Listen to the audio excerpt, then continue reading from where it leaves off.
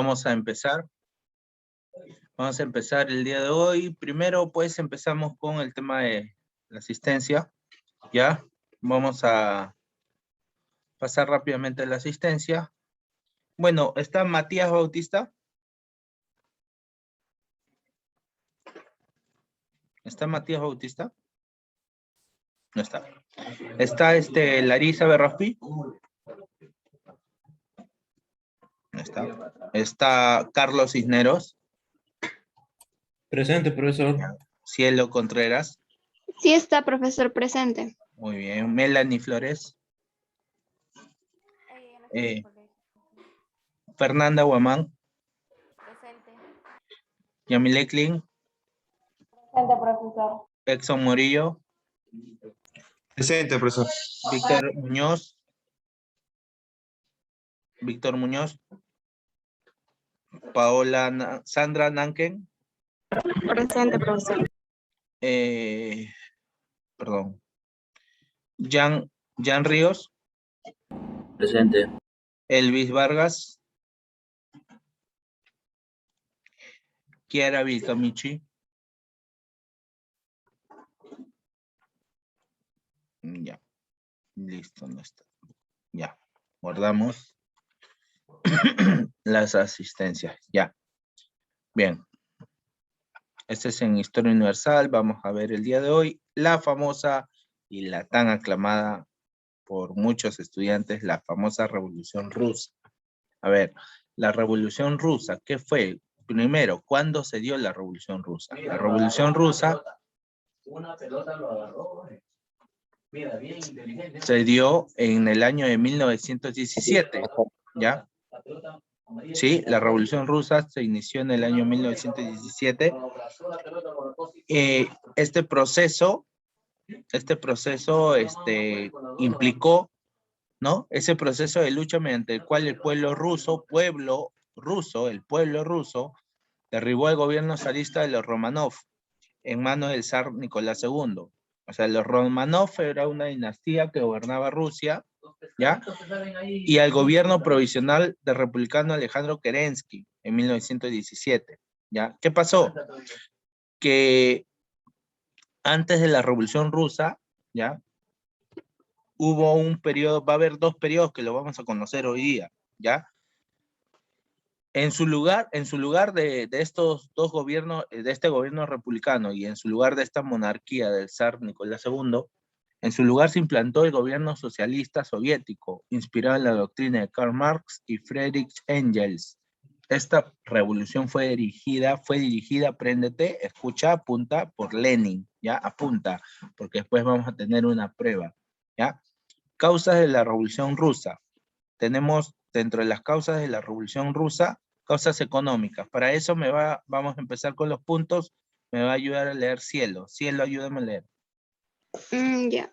Las industrias florecían y la creciente clase obrera se aglutinaba ya principalmente en las ciudades, pero la prosperidad del país no había representante beneficio alguno para la mayoría de la población. La economía en su conjunto seguía siendo arcaica. Muy bien, gracias, Cielo. Ahora, causas sociales, Yamile Klein. Causas sociales. La inmensa mayoría de la población era campesina, un 80% sobre el total. El campesino ruso estaba en condiciones de vida infrahumanas. Muy bien. Luego, causas políticas, me va a ayudar Giancarlos. Rusia era una monarquía antes de la revolución. Su gobernante era el zar, que tenía poderes despóticos y autocríticos, y impedía toda forma de oposición mediante una impecable represión Sigue. Represión. social. Mientras tanto, en el país imperaba el hambre, la miseria y la corrupción.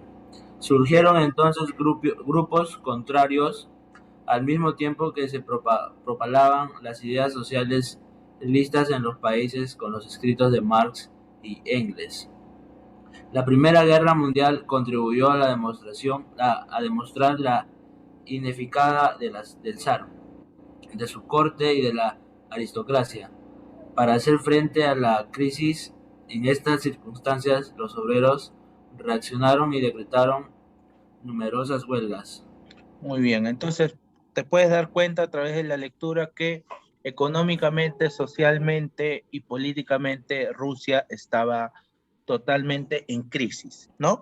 Una economía totalmente devastada, las industrias, los obreros parados, desempleados. La agricultura paralizada, dicho sea de paso, por uno de los inviernos más fríos que va a tener Rusia en 1917.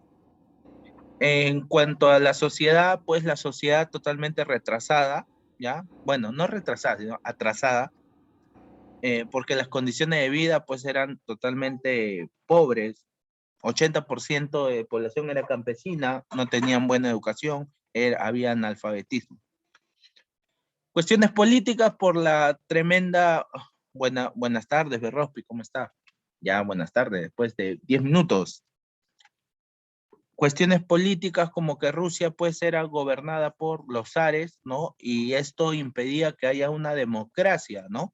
Impedía que exista en Rusia inclusive libertad de expresión. Por esta dinastía, esta monarquía de los zares, encabezado en este caso por el zar Nicolás II y su esposa, ¿no? Bueno, y vamos a ver la primera etapa de la revolución. La revolución va a tener dos etapas.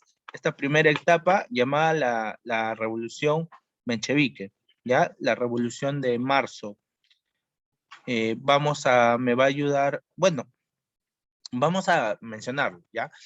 La etapa menchevique es una etapa moderada de la revolución. ¿Por qué moderada? Vamos a ver por qué fue moderada. Ante las derrotas rusas en la batalla de Tannenberg y los lagos manchurianos, ¿ya? Y la hambruna general que se vivió en el marzo de 1917, estalló en la revolución en Petrogrado. Las manifestaciones de masas trabajadoras pedían pan y paz. ¿Qué significa esto? En 1917, no sé si te acuerdas tú, el mundo, Europa, vivió la famosa Primera Guerra Mundial, ¿no? De 1914 a 1919. 1917 Europa está en plena guerra mundial. Rusia participaba de esa Primera Guerra Mundial. ¿Qué pasó? Que Rusia, su participación de Rusia en esta Primera Guerra Mundial fue penosa, ¿no? Era para llorar. No sé por qué fueron a la Primera Guerra Mundial. Y por el contrario, en vez de traer satisfacción al pueblo, victorias al pueblo, ¿no? A Rusia, al contrario, trajeron derrotas en Tannenberg, en los lagos masurianos, ¿no? Y a esto hay que sumar el aumento de impuestos que van a pedir los zares, ¿no? Obviamente porque una guerra implica gastos, entonces los zares van a aumentar el impuesto a la población. Entonces, como te das cuenta, no hay dinero, la gente en Rusia, el pueblo ruso, está pasando hambre. Los obreros no tienen trabajo por la guerra, todo está paralizado, y entonces las masas trabajadores salen en huelga, ¿no? Solicitando pan, solicitando también la paz.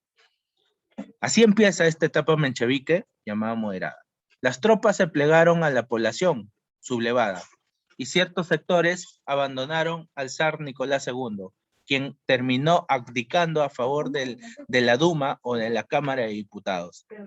Posteriormente se formó un gobierno provisional republicano encabezado por Alejandro Kerensky. ¿Qué significa esto?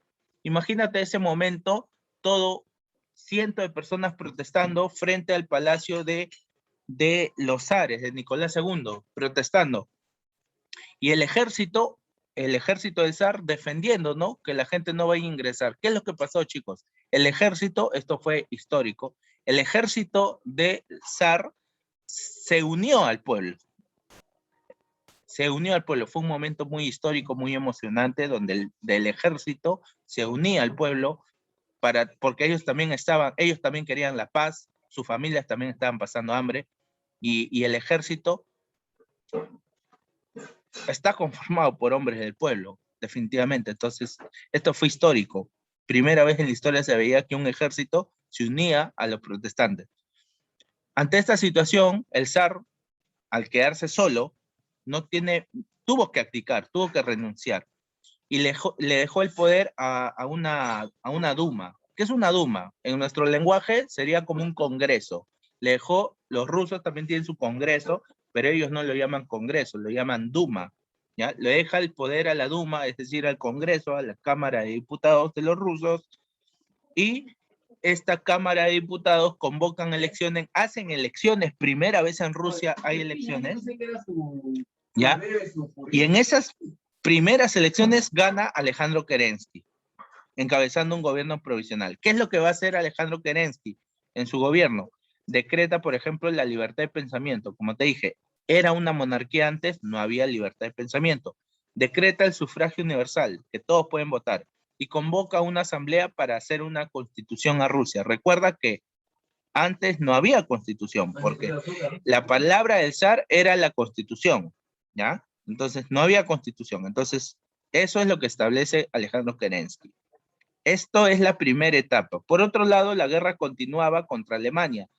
Todo esto no llegó a satisfacer el anhelo popular. O sea, todas estas medidas que aplicó Kerensky no satisfacieron lo que los rusos querían. ¿Y qué querían los rusos? Dejar la guerra. Ya no querían más guerra. No querían seguir participando en una guerra donde estaban siendo humillados por Alemania. Alemania les ganaba todas las batallas a los rusos.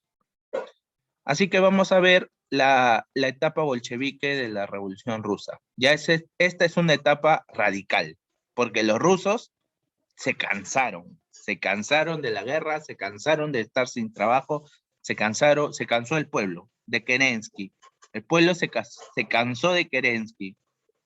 Le empezaron a llamar que era un títere más. Así que se cansaron de Kerensky y empieza la etapa bolchevique. Para leer la etapa bolchevique me va a ayudar mi estimado, Paola, ayúdame a leer la etapa bolchevique.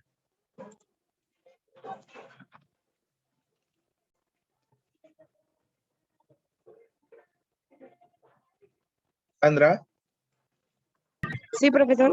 ayúdame a leer la etapa bolchevique. Ya.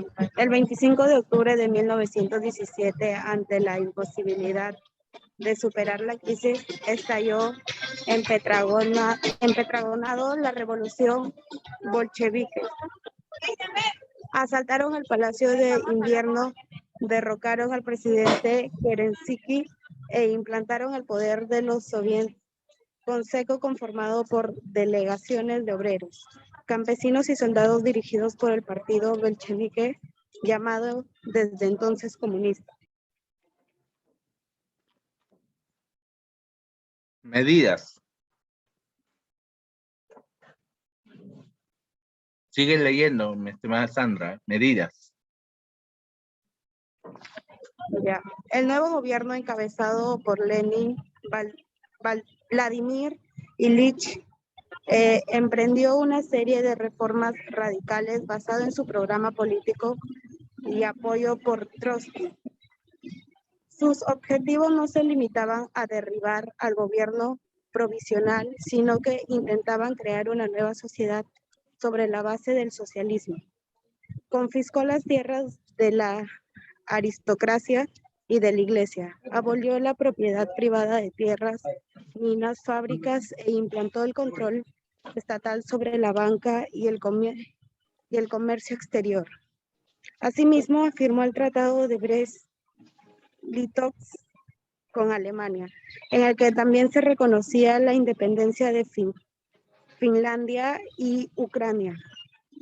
También se instauró la llamada dictadura del proletariado, es decir, la participación directa de las grandes masas de obreros y campesinos en la economía y en el gobierno del país. Muy bien, Sandra. A ver, vamos a comenzar a hacer el análisis de lo que ha leído Sandra, ¿no? El 25 de octubre, ya esta es la revolución de octubre.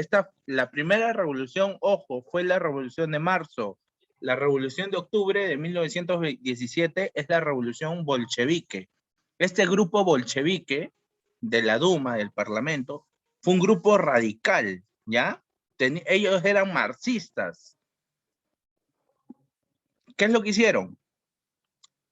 Asaltaron el Palacio de Invierno ¿ya? El palacio en donde estaba Kerensky, y lo sacaron. En su lugar colocaron no a un presidente, no a un títere, sino colocaron a un grupo al que denominaron los soviets, el poder de los soviets. ¿Qué eran los soviets? Los soviets eran un grupo de campesinos, soldados, obreros, y todos eran dirigidos por el partido bolchevique. Entonces, en cada pueblo había soviets. Esos soviets eran campesinos, obreros, soldados, todos estaban unidos, ¿ya? Y entonces a esto se le empezó a llamar comunismo. ¿Cuál fue la medida? ¿Quién era el máximo líder de esta revolución? Lenin. Pero Lenin no estuvo solo. El otro personaje clave de esta revolución va a ser Trotsky. ¿Por qué? ¿Por qué es clave? Porque Lenin tiene la ideología, Lenin tuvo la idea, pero Trotsky tenía las armas. Trotsky fue quien encabezó el ejército comunista. Entonces Lenin no hubiera podido hacer nada sin un Trotsky, ¿no? Entonces, ¿cuáles fueron las medidas de Trotsky y de Lenin?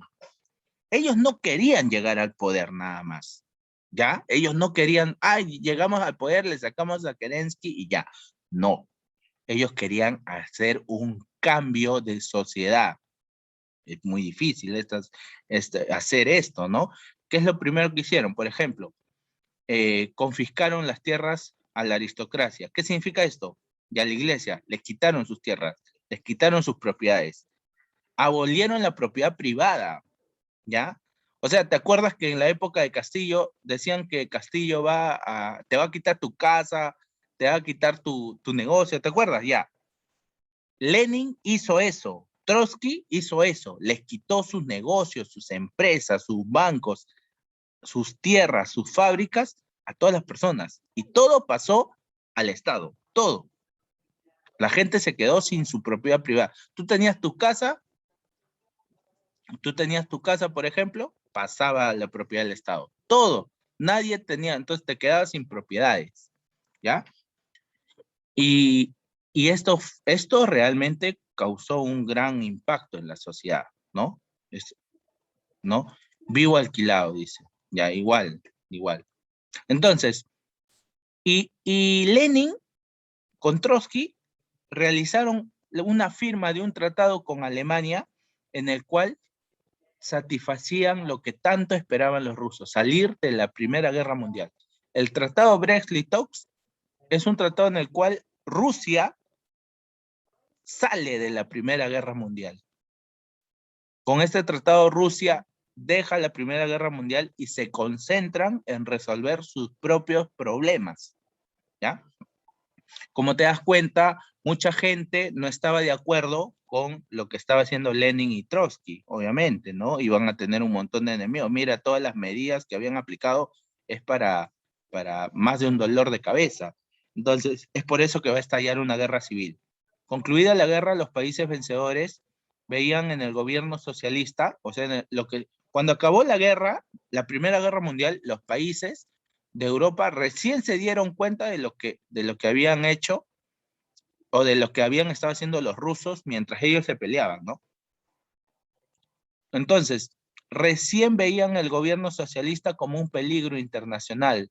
Entonces decidieron apoyar a los contrarrevolucionarios, que eran llamados los blancos, ¿ya? Los antibolcheviques, o sea, los que estaban en contra de Lenin. Contra ellos lucharon el ejército de los rojos. El ejército de Lenin, el ejército de Trotsky, se les llamaba los rojos. Por eso a los socialistas, hasta el día de hoy se le dice rojos, ¿ya? Apoyado por el campesinado estaba Trotsky, que temía el regreso del régimen aristocrático zarista. Finalmente triunfó ¿quién? El ejército rojo de Trotsky. Triunfaron los socialistas, qué miedo.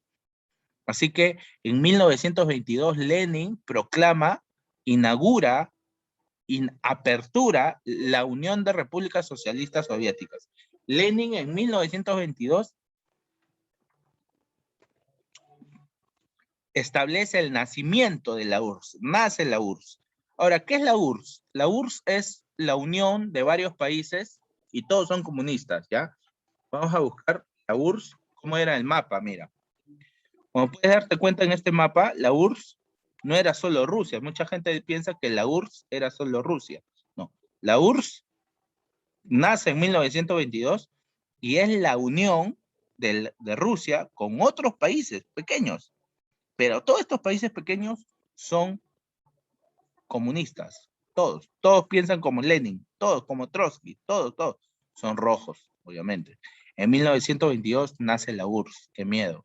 Lenin expuso también la necesidad de reconstruir una nueva economía nacional con una nueva política económica que él la llamó la NEP, ¿ya? Que consistía en materia agrícola, suspender la riqueza de cereales en el campo, suprimir el trabajo obligatorio, favorecer las explotaciones agrícolas en cooperativas. O sea, Lenin quiso, ¿te acuerdas de Velasco Alvarado que creó las cooperativas agrarias, donde las tierras no iban a pertenecer a una persona, sino a un grupo de campesinos? Eso hizo Lenin en Rusia. O sea, lo que hizo Velasco Alvarado no fue su idea de él, se copió de lo que hizo Lenin en Rusia. En Rusia funcionó, pero acá en Perú no, ¿ya? En cuanto a la industria y el comercio, las empresas de menos de 20 trabajadores se devuelven a sus antiguos dueños. Las empresas de más de 20 trabajadores seguían en manos del Estado. Se prepara un plan para la electrificación del país, el comercio, y se deja a la iniciativa privada. ¿Te das cuenta que la idea que tenía Lenin era modificar toda la sociedad? Era una sociedad, date cuenta que en la época del zar, Rusia era una sociedad atrasada, analfabeta, con el 80% de campesinos. Ahora Lenin traía la industria. Y los planes quinquenales, ¿qué pasó? Lenin murió el 21 de enero de 1924. ¿Quién lo sucedió? ¿Quién va a ser su sucesor? Joseph Stalin, quien gradualmente minó el prestigio de Trotsky. O sea, Stalin terminó peleándose con Trotsky y lo va a desterrar a Liberia, donde huyó después a México. Se dice que Trotsky, cuando llegó a México, se enamoró de una señora con unas cejas muy grandes llamada Frida Kahlo, y dice que fueron amantes por mucho tiempo, pero no se sabe que si fue cierto. Ya, la cuestión que Trotsky fue a México y en México lo mataron. ¿Quién lo mató? Obviamente la gente de Stalin, pues, su máximo enemigo. ¿Y quién tenía el poder después de Lenin?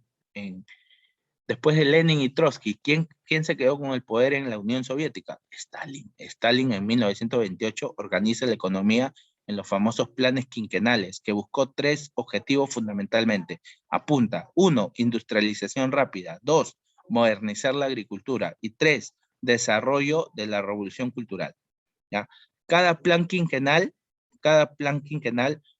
buscaba que Rusia tenga un avance económico, industrial y cultural, ¿ya? Los planes quinquenales, ¿por qué se llamaban así? Porque eran un conjunto de acciones que se tenían que hacer cada 5 años. En 5 años tenía que haber avances. Cada 5 años tenía que haber avances. En el tercer plan quinquenal fue interrumpido porque la Unión Soviética entró a la Segunda Guerra Mundial. Una cosa es la Primera Guerra Mundial, donde está Rusia, que da pena realmente, y otra cosa es la Unión Soviética en la Segunda Guerra Mundial. Esta Unión Soviética sí da miedo. Recuerda que la Unión Soviética fue la que derrotó a Alemania y la que provocó el suicidio de Hitler. Ya no fue Estados Unidos, o sea, no vayas a pensar que Estados Unidos liberó al mundo, no, fue la Unión Soviética quien venció a Alemania, ¿ya? ¿Y por qué crees? Porque obviamente los planes quinquenales funcionaron, industrializó a Rusia, lo hicieron en una...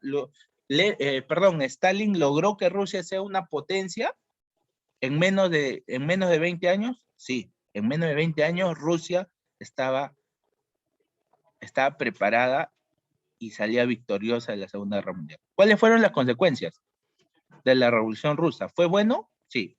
Liquidó la monarquía zarista, el atraso. Se produjo un cambio cuantitativo en la producción industrial. O sea, Rusia pasó de ser un país agrícola a un país industrial. ¿Ya? La economía adquirió un carácter socialista. ¿Qué significa esto? Que todo era controlado por el Estado, chicos. Todo. Esto sí no es tan democrático que digamos, ¿no? El Estado controlaba todo lo que eran empresas, fábricas, bancos, tierras, casas, negocios, todo era controlado por el Estado, ¿ya? Esto va a ser al inicio una fortaleza para los rusos, pero después, a lo largo del tiempo, no es dable que el Estado controle todo, ¿ya? Muchos países fueron obligados por la fuerza a someterse al régimen socialista. Como te dije, la URSS capturó a muchos países. Muchos de estos países pequeños fueron sometidos a la fuerza, ¿ya? Por el ejército de la Unión Soviética. El antagonismo político, social y económico creado por la ideología expansionística soviética generó la llamada Guerra Fría. O sea, obviamente que después de la Segunda Guerra Mundial, Rusia, la URSS, no quiso quedarse con estos países, nada más. La Unión Soviética quería más. Y ahí es donde se va a dar la famosa Guerra Fría, donde Estados Unidos y la Unión Soviética se van a disputar el mundo. ¿Ya? En el caso del Perú, sabemos que Perú, toda su historia ha estado con Estados Unidos, toda nuestra historia hemos estado con Estados Unidos desde la época de Beleguía. Pero cuando llegó Velasco Alvarado tenía más simpatía por la Unión Soviética. Es que lo que pasa es que las ideas socialistas se volvieron, en esa época creo que estaban de moda, no sé, todos eran revolucionarios. Y en el Perú había mucha pobreza. Y hay todavía, pero antes había más que ahora. En el Perú en ese entonces teníamos condiciones muy parecidas a la de Rusia, ¿no? El 80% de la población era campesina en el Perú en 1970. ¿Ya? Imagínate. Entonces, ¿estas ideas llegaron al Perú? Sí llegaron. ¿Esta revolución rusa influyó a los países de Latinoamérica? Influyó. Habrá habido países que quisieron, muchos países de Sudamérica dijeron, si Rusia pudo convertirse en una potencia mundial en menos de 20 años con sus planes quinquenales de Stalin, nosotros también, ¿sí o no? Ahí van a aparecer muchos movimientos guerrilleros, por ejemplo, el MIR, va a aparecer el MRTA, Sendero Luminoso. Bueno, aunque Sendero Luminoso no apoyó la Revolución Rusa, Sendero Luminoso apoyó la revolución en China, ¿ya? No la rusa. Pero el MRTA sí admiraba y respetaban a la revolución rusa. Bien, vamos a responder. Vamos a crisis. Dije que va de prueba, así que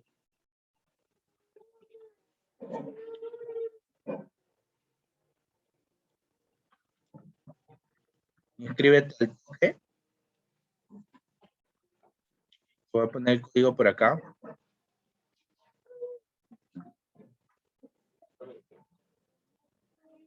¿Ese es el código?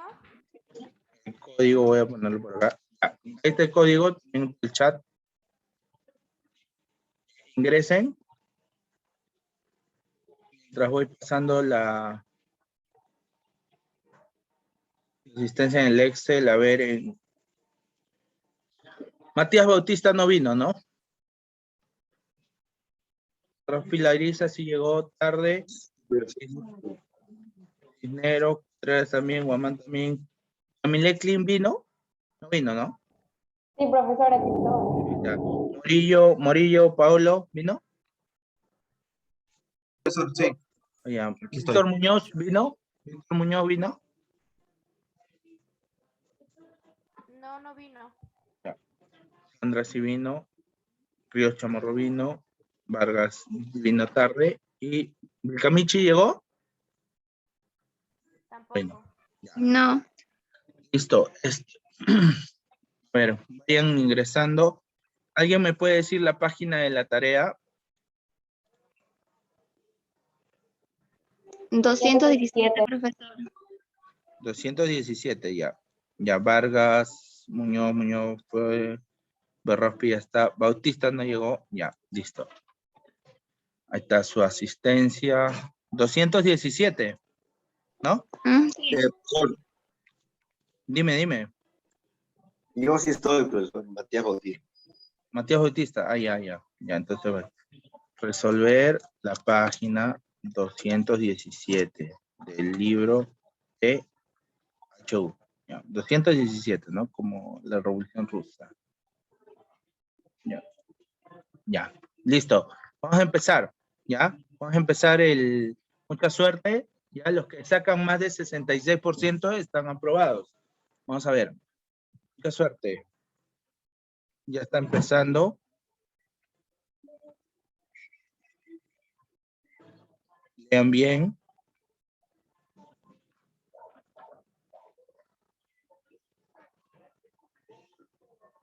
No, Bartolito. Bartolito era un gallo. ¿Le gusta Bartolito? Está bien, Bartolito. Bien, Bartolito, bravo.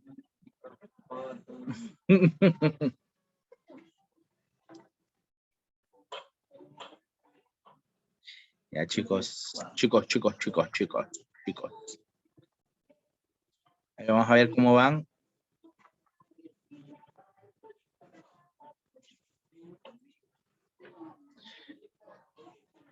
Ya, ganando Fernanda. ¿Qué pasa con Cielo? Está que latina todo mal.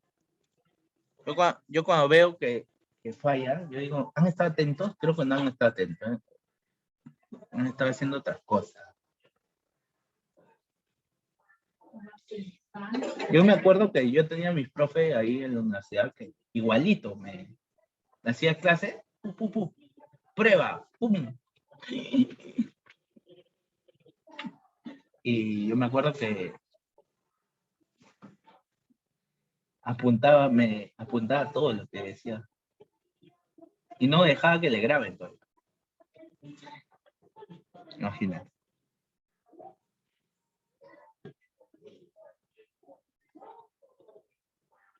Era bravo ese profe.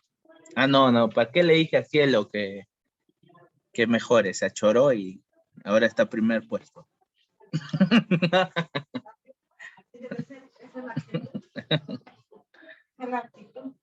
Uy, ya. Ay, ya le pasó ya a Milé. Paola también. Elvis, eso es lo que pasa cuando ya es tarde, pues, ¿no? Que no escuchas justo el comienzo, hay preguntas del comienzo. Ya ves, Larisa y Elvis, ahí está. Ya, muy bien. Recuerden que tienen que sacar más de 66, ¿ah? Para aprobar. Muy bien, y le voy a poner 4 puntos más al que ha participado ahorita. Fuente, vamos a ir apuntando aquí más está. Fuente, Clean, Fernanda Guamán, Bautista, Morillo, Carlo, Cisneros, ¿no? Cisneros, Rospi, Ríos de arriba y Vargas. Ya vamos a ponerle su nota, ¿no? Vamos a ver. Listo, ya. Ponemos fin. A ver, ¿quién ha ganado? Ha ganado Carlo. Ah, no, ganó Paola. Ay. A ver, Paola, 4 puntos. Nanken, 1, 2, 3, 4. Yamile Clean, 1, 2, 3. Cisneros, 66 con las justas, ¿ah? Cisneros. 1, 2, Cisneros. Morillo, ¿cuánto sacó? Morillo está abajo, con 50. Desaprobado con 10. Giancarlos, menos de 5.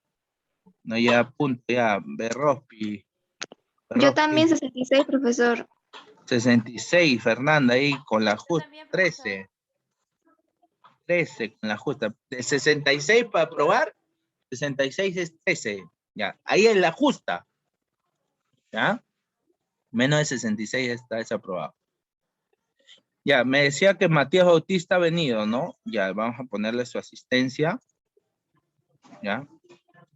Ha venido, pues. Ya, vamos a ponerle su asistencia. Ya. Y por acá vamos a ponerle su asistencia. Ya. Ya listo, chicos. Entonces, otro profe, no otro, otro día va a ser, va a haber, va a haber actividad. ¿Ya? Listo, chicos. Nos estamos viendo. Muchas gracias. Recuerden hacer su tarea, la 217. Por favor, empecemos. Es el último trimestre. Así que empieza con el pie derecho. ¿Ya? Envía tu tarea. Es la única tarea de la semana. ¿Ya? Por favor, envíalo. Y mira de nuevo la clase. ¿Ya? A los que han faltado, o bueno, debes mirar de nuevo la clase para que puedas repasar. Nos vemos, chicos. Cuídense. Un abrazo. Chao, profesor.